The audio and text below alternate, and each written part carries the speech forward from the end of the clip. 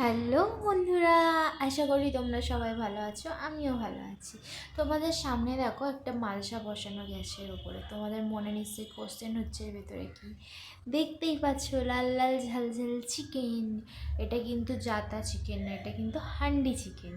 হ্যাঁ, কিন্তু এটা হান্ডি চিকেন না, এটা মালসা চিকেন। আমি হাঁড়িতে করিনি, এটা আমি মালসায় করেছি। দেখতেই পাচ্ছ, আমার বাড়িতে তো মাটির হাঁড়ি ছিল না, আর বরমশাইয়ের আপনার হান্ডি চিকেন খাবে, তো কি করব, বাড়িতে নতুন মালসা ছিল, সেটাতেই আমি হান্ডি চিকেন করে ফেলেছি।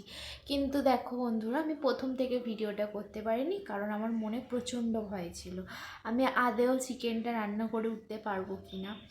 মানে মালসাতে বুঝতেই পারছো ফেটে যাওয়ার একটা ভয় থাকে, কিন্তু মাংসটা তৈরি করতে পেরেছিলাম। দেখতেই পাচ্ছ অলরেডি খাওয়া দাওয়া হয়ে গেছে, তারপরেই ভিডিওটা করছি তোমাদের এটাই বলার জন্য, যারা তোমরা মাটির হাঁড়ির জন্য বাড়িতে হান্ডি চিকেন করে খেতে পারছো না, তারা কিন্তু মালসাতেও হান্ডি চিকেন করে খেতে পারো। কিন্তু ওটা হান্ডি চিকেন না, তখন ওটার নাম হয়ে যাবে মালসা চিকেন, কিন্তু টেস্টটা কিন্তু হান্ডি চিকেনের মতোই হয়। মানে আমরা করেছিলাম তো, খেয়ে দারুণ লেগেছিল বন্ধুরা। দেখতেই পাচ্ছ তোমাদের সামনে লাল লাল ঝাল ঝাল চিকেন।